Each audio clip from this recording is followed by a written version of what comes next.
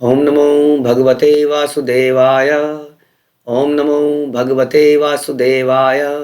ओम नमो भगवते वासुदेवाय। Shrimad Bhagavatam canto third chapter 22 श्लोक संख्या 18। तो आपने सुना कि किस प्रकार से कर्दम मुनि स्वयंभू मनु द्वारा दिए गए प्रपोजल को एक्सेप्ट कर लेते हैं और कहते हैं कौन आपकी पत्नी आपकी बेटी से विवाह नहीं करेगा जो कि इतनी गुणवान है कि उसके गुण के कारण उसका चेहरा चमकता है, उसका सौंदर्य अद्भुत हो जाता है और उसको पहने हुए आभूषण भी उसके आगे फीके पड़ जाते हैं।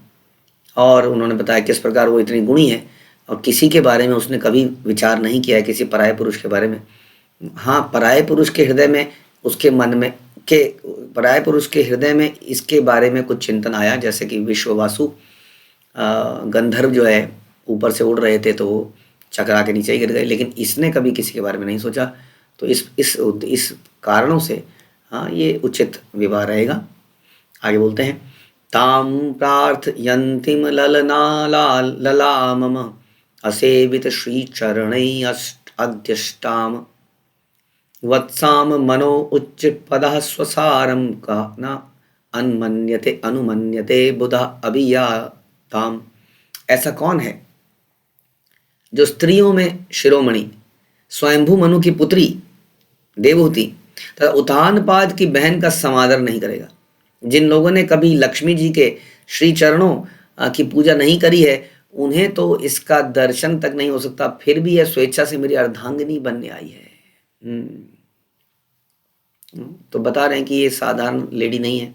हमने सुना था, हम यह सुनेंगे कि देवहूति भी अष्टांग योग में बिल्कुल एक्सपर्ट थी, वो साधारण लेडी नहीं थी, जो कि आगे के श्लोकों आगे की कहानी में आपको समझ में आ जाएगा कि वो एक असाधारण स्त्री थी जिन्होंने स्त्रियों के सामने एक बहुत बड़ा एग्जाम्पल रख दिया। जैसे हम सुनते हैं सीता मैया का एग्जाम्पल, हम सुनते हैं अनुसुईया का एग्जाम्पल, वैसे ही एग्जाम्पल है देवहूति का, जिन्होंने अपने पति की भक्ति, सरलता, सिंप्लिसिटी, गुरु के आगे समर्पण। जानते हैं उनके गुरु कौन थे? उनके गुरु बनेंगे उनका पुत्र कपिल भगवान। गुरु के आगे समर्पण, कैसे प्रश्न पूछना है, कैसे भक्ति में लीन रहना है, कैसे शरीर का चिंतन नहीं करके भगवान का चिंतन करना है, ये सारी चीज़ें आगे आने वाली कहानी में आपको समझ में आएंगी। तो इसलिए स्वयंभू मनु कह रहे हैं, कर्दम मुनि कह रहे हैं कि इनका दर्शन पाना भी दुर्लभ है और ये मेरे घर में मेरी ही अर्धांगिनी बनने आई है। अतः भजिष्यसे समयेन साध्वीं यावते जो बिभ्रयादात मनो में अतो धर्मान पार महन समुख्यान शुक्ल प्रोक्तान बहुमन्य विहिस्त्रान। अतः इस कुंवारी को मैं अपनी पत्नी के रूप में स्वीकार करूंगा, किंतु इस शर्त के साथ कि जब वह मेरा वीर्य धारण कर चुकेगी तो मैं परम सिद्ध पुरुषों के समान भक्ति योग को स्वीकार करूंगा। बहुत ही भारी प्रपोजल रखा है। अब क्या होगा? स्वयंभू मनु मानेंगे इस बात के लिए? स्वयंभू मनु को कह रहे हैं कि जब मेरे से ये पुत्र पुत्रियां प्राप्त कर लेगी, क्योंकि इनके 9 पुत्रियां और 1 पुत्र प्राप्त होगा इनको बाद में, तो तब मैं उसके बाद मैं साथ में नहीं रहूँगा, फिर मैं चला जाऊँगा, क्योंकि मैं तो था ही ऐसा, ये तो ब्रह्मा जी का आदेश था। तो इसके ऊपर काफ़ी हम चर्चा करेंगे। ऐसा समाज में बताया जाता है कि जब एक स्त्री छोटी होती है तो पिता के संरक्षण में रहती है, फिर पति के और फिर पुत्र के। तो इस प्रकार पुत्र होने पर जो कि स्वयं भगवान ही होंगे, एक समय पर कर्दम मुनि चले जाएंगे भगवान के ध्यान में। इसके ऊपर काफ़ी आगे चर्चा करी जाएगी। तो यहाँ पर ये बताया जा रहा है कि वो शर्त रखते हैं कि मैं पत्नी के रूप में तो स्वीकार करता हूँ, लेकिन शर्त यह है कि इसके संतान उत्पत्ति के बाद मैं संन्यास ले लूँगा। और बता रहे हैं कि ये विधि मेरी मनमानी नहीं है, ये विधि भगवान विष्णु ने बताई है, यह द्वेष रहित है। ऐसा हम सुनते हैं, हमने सुना भागवत में कि 4 जो हैं आश्रम हैं, ब्रह्मचारी आश्रम, गृहस्थ आश्रम, वानप्रस्थ आश्रम और संन्यास आश्रम। व्यक्ति को धीरे धीरे अपना क्रमिक विकास करना चाहिए कि वो अगले आश्रम के लिए अपनी तैयारी कर पाए। यही जीवन की सार्थकता है। और इन आश्रमों का मुख्य उद्देश्य है भगवान की प्रसन्नता। हर आश्रम में कैसे हम भगवान के लिए कार्य करें, लेकिन उस कार्य की गहनता बदल जाती है, उसकी वैरायटी हो जाती है, उसके अंदर कुछ चेंजेस आते हैं। जैसे ब्रह्मचर्य आश्रम में केवल मुख्य तौर पर तपस्या और अध्ययन में लगा रहता है, और उसके बाद गृहस्थ आश्रम में वो गृहस्थी को चलाता है, बच्चे होते हैं, उन बच्चों को कृष्ण भावना में ट्रेन करता है, पत्नी को ट्रेन करता है, समाज से आदान प्रदान करता है, दान देता है, प्रचार कार्य करता है इत्यादि, और उसके बाद धीरे धीरे अपनी सेवाओं से निवृत्त होकर वो टोटली कृष्ण भावना के कामों में लग जाता है। तो इस प्रकार से कर्दम मुनि कह रहे हैं कि एक समय ऐसा आएगा कि मुझे जाना होगा। जनरली कोई ऐसा अगर व्यक्ति बोल दे तो शादी वहीं पे कैंसिल। तो कर्दम मुनि चाहते थे कि ऐसी संतान उत्पन्न हो जो कि भगवान की, विष्णु की किरण हो, जो संसार में प्रचार कार्य करे। हाँ, ऐसा कार्य करना चाहिए, ऐसा ऐसा सोचना बहुत ही अच्छा है। हाँ, दाम्पत्य को जो भी वैवाहिक संबंध बनाते हैं, यदि वो संतान की इच्छा रखते हैं तो उनको यही इच्छा करनी चाहिए कि ऐसी संतान हो जो भगवान का नाम का प्रसार करे, प्रचार करे, या अगर हम एलिजिबल हैं तो स्वयं भगवान ही हों जो हमारे घर में आए। जैसा कि हम सुनते हैं यशोदा और देवकी वसुदेव ने पिछले जन्मों में तपस्या करी भगवान को पुत्र के रूप में पाने के लिए। तो इस प्रकार का पुत्र हो जो भगवान का प्रचार करे, या स्वयं भगवान ही क्यों ना हो, उनका अंश ही क्यों ना हो। तो इस तरह से हमें प्रार्थना करनी चाहिए। संतान उत्पन्न करने का यह कारण है वास्तव में। माता पिता का उत्तरदायित्व प्रभुपाद बता रहे हैं कि माता पिता का क्या उत्तरदायित्व है यदि वो संतान उत्पत्ति करें। माता पिता का यह उत्तरदायित्व है कि वो बच्चा फिर से कभी किसी माँ के गर्भ में ना जाए, किसी भी योनि में दोबारा ना आए, तभी वो सच्चे माता पिता कहलाएंगे, यदि हमारा प्रयास ऐसा है। लेकिन हमारा प्रयास तो सारा ऐसा ही है कि कैसे बच्चा पढ़ लिख के अफसर बन जाए, पैसा कमाने लग जाए, समाज में एक दबदबा हो, समाज में एक शौहरत हो, एक स्टेटस हो। लेकिन क्या ये स्टेटस उसको दोबारा जन्म लेने से बचा लेंगे? सोचिए, क्या उसकी सैलरी उसको दोबारा जन्म लेने से बचा देगी? तो क्या हमने वास्तव में माता पिता होने का जिम्मेदारी निभाई? जैसे कि प्रभुपाद यहाँ बता रहे हैं कि यही उत्तरदायित्व है कि बच्चा फिर से किसी माँ के पेट में न जाए। यदि इसी जीवन में बच्चे को मुक्ति और मुक्ति के लिए शिक्षा नहीं दी गई, तो फिर ब्याह करने और ब्याह करके संतान उत्पन्न करने की आवश्यकता नहीं है, प्रभुपाद कह रहे हैं, यदि हम ऐसी शिक्षा नहीं दे पा रहे तो। लेकिन ऐसी शिक्षा को सेकेंडरी माना जाता है।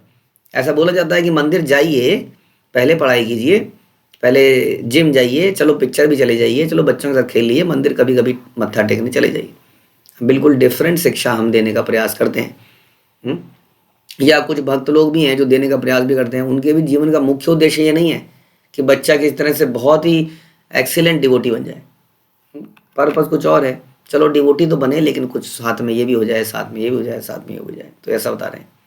हाँ, ऐसा कुछ नहीं है कि बच्चा काम काज ना करे, वो अर्निंग ना करे, लेकिन उस बच्चे का भी उद्देश्य क्या हो? भगवान की प्रसन्नता, ताकि वो दोबारा से पैदा ना हो। हाँ, अदरवाइज ये सब कुछ बेकार है जो भी हम कर रहे हैं। यदि इसी जीवन में ऐसा नहीं किया जाता तो प्रभुपाद कह रही है, यदि मानव समाज में सामाजिक व्यवस्था को भंग करने के लिए कुत्ते बिल्लियों की तरह संतानें उत्पन्न की जाएं तो वह संसार नरक बन जाएगा, जैसा कि अभी हो रहा है।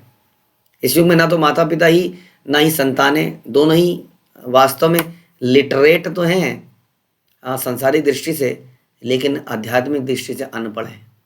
दोनों ही पशु सदृश हैं और केवल खाते, सोते, संभोग करते, रक्षा करते और अपनी इंद्रियों को तुष्ट करते हैं। सामाजिक जीवन की अवस्था से मानव समाज में शांति आ ही नहीं सकती कभी। कर्दम मुनि ने पहले ही बता दिया कि देवकी के साथ देवहूति के साथ आजीवन नहीं रहेंगे। वे उसके साथ तब तक रहेंगे जब तक कोई संतान नहीं हो जाती। इसके प्रभुपाद कह रहे हैं दूसरे शब्दों में, जीवन का सदुपयोग, गृहस्थ आश्रम का सदुपयोग बहुत ही उत्तम संतान उत्पन्न करने और उसको ट्रेनिंग देने के लिए होनी चाहिए। कैसे उसको ट्रेन किया जाए? उच्चतर जीवन के लिए। और वो उच्चतर जीवन बड़ा स्क्वायर फुट का फ्लैट नहीं है। उच्चतर जीवन है उच्चतर चेतना। उच्चतर चेतना है कृष्ण भावना में चेतना, या आत्मा का रियल धर्म समझना कि हम कहाँ से आए हैं, हमें कहाँ जाना है। इसके साथ साथ हम संसारिक कार्य कर सकते हैं, जो भी संसारिक हमारे दायित्व हैं उनको भी निभा सकते हैं, क्योंकि इतने सारे लाखों भक्त हैं जो शिला प्रभुपाद को फॉलो करते हैं, जो सारे दायित्वों को निभाने के साथ साथ ये कार्य कर पा रहे हैं। इसलिए ऐसा नहीं बोला जा रहा है यहाँ पर कि आप सब लोग घर छोड़ दीजिए, क्योंकि संन्यास बहुत ही रेयरेस्ट ऑफ द रेयर लोग लेते हैं। अधिकतर लोग गृहस्थ आश्रम में रहते हैं, लेकिन कम से कम वो भी आगे की प्लानिंग करें कि कैसे वो अपने आप को पूरी तरह से समर्पित कर पाए। इतना तो हमें सोचना ही चाहिए, नहीं तो कभी ऐसा समय नहीं आएगा कि हमारे पास समय होगा, अब हम खाली हो जाएंगे, रिटायरमेंट का समय आ जाएगा। रिटायरमेंट का कोई समय कभी आ नहीं सकता किसी के जीवन में। अदरवाइज आगे बोलते हैं, यथा अभवत विश्वम इदम विचित्रम संस्थास्यते यत्र च वावतिष्ठते प्रजापतिनां पतेरेश मह्यम परम प्रमाणम भगवान अनंतम अनंतः। हे मेरे लिए तो सर्वोच्च अधिकारी अनंत श्री भगवान है। तो कर्दम मुनि को ये शिक्षा मिली थी या आदेश मिला था ब्रह्मा जी से कि आपको संतान उत्पन्न करनी है, और कर्दम मुनि बने प्रजापति, और ऐसे बहुत सारे प्रजापति बने। ऑल्दो ब्रह्मा जी इनके पिता हुए, लेकिन हर चीज के अल्टीमेट ओनर कौन है, अल्टीमेट स्वामी है श्री भगवान। इसलिए कहते हैं मेरे लिए सर्वोच्च अधिकारी अनंत श्री भगवान है, जिनसे यह विचित्र सृष्टि उद्भूत हुई है। यानी कि ये विचित्र सृष्टि किसी बॉम्ब ब्लास्ट से नहीं हुई है, किसी बिग बैंग से नहीं हुई है।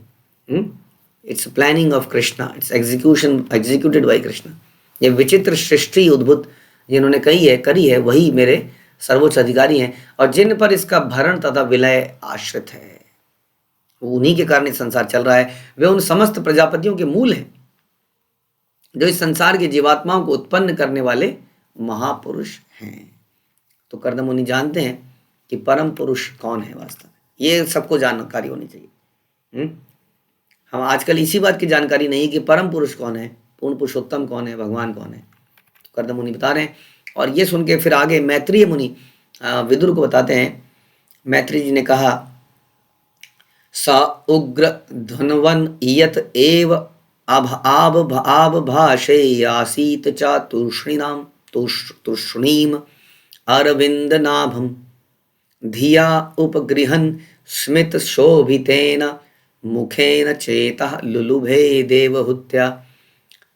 हे योद्धा विदुर, कर्दम मुनि ने केवल इतना ही कहा और कमल नाभ पूज्य भगवान विष्णु का चिंतन करते हुए मौन हो गए।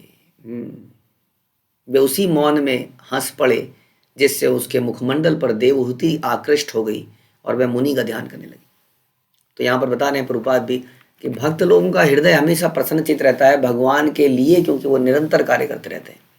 वो अगर किसी से बात भी कर रहे हैं, कुछ कार्य भी कर रहे हैं, तो चिंतन इसी का है कि कैसे मेरी सेवा अच्छी हो जाए, कैसे ठाकुर जी प्रसन्न हो जाए, कैसे कृष्ण प्रसन्न हो जाए। इसलिए उनका हृदय हमेशा प्रसन्नचित रहता है। बात करते करते एकदम से उनकी जो हंसी है वो सभी को अट्रैक्ट कर लेती है। श्रील प्रभुपाद बता रहे हैं कि ऐसे कृष्ण भक्त की हंसी इतनी आकर्षित होती है कि वह अपनी हंसी से न जाने कितने प्रशंसकों तथा अनुयायियों के हृदय को जीत लेता है। क्योंकि इतनी सरल और इतनी अंदर से ट्रांसपेरेंट मधुर उनकी हंसी होती है कि वो दूसरों के दिलों को जीत लेता है। देवहूति ने जब उनको देखा इस प्रकार मुस्कुराते हुए, यानी कि स्वयंभू मनु से बात करते करते बात समाप्त करते ही वो ध्यान में चले गए और भगवान का ध्यान आते ही मुस्कुराने लगे। और देवहूति को देखकर, जो कि ऑलरेडी बड़ी इन्फ्लुएंस्ड और प्रभावित थी उनकी भक्ति से, बड़ी प्रसन्न हो गई उनको देखकर। सा अनुज्ञात्वा व्यवसितं महिष्या दुहितः स्फुटं तस्मै गुण आड़याय ददौ तुल्याम प्रहर्षितः।